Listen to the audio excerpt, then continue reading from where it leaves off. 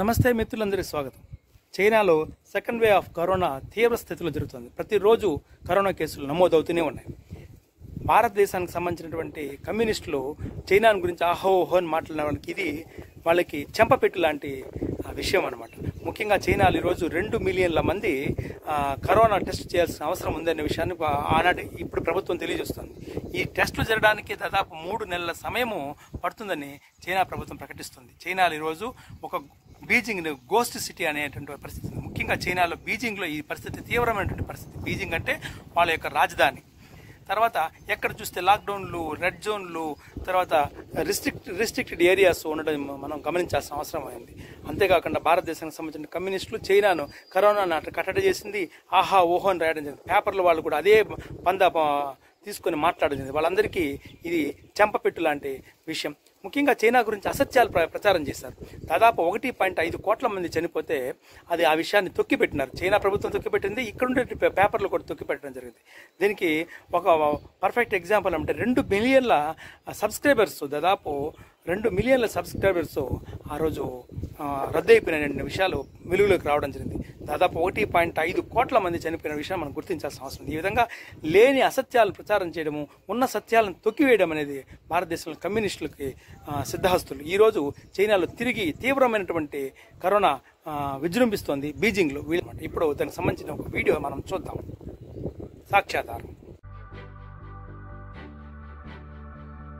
The country where the coronavirus pandemic began is bringing back strict measures to control a new outbreak. China has locked down at least 29 communities in Beijing, where officials confirmed dozens of new cases after seeing almost none in that area for nearly 2 months. Widespread testing is also underway in the region.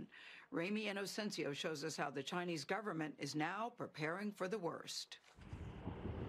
This wholesale food market is China's newest epicenter in its battle against coronavirus. The size of more than 250 football fields, the Xinfadi market claims to be the biggest in Asia and supplies up to 80% of the capital's meat and vegetables. Authorities moved quickly, putting up barricades around the market and isolating neighborhoods with infected people. Health officials are now launching a massive testing campaign targeting all the market's workers, recent visitors, and anyone they came in contact with. That's up to 200,000 people on top of the 90,000 residents living nearby. Now, at least as many people are on lockdown across the city of more than 22 million. Massive housing blocks under quarantine, with food deliveries going no further than perimeter roadblocks. I'd be lying if I said I wasn't worried, said this woman. Right now, there aren't many people on the subway. There aren't as many as before.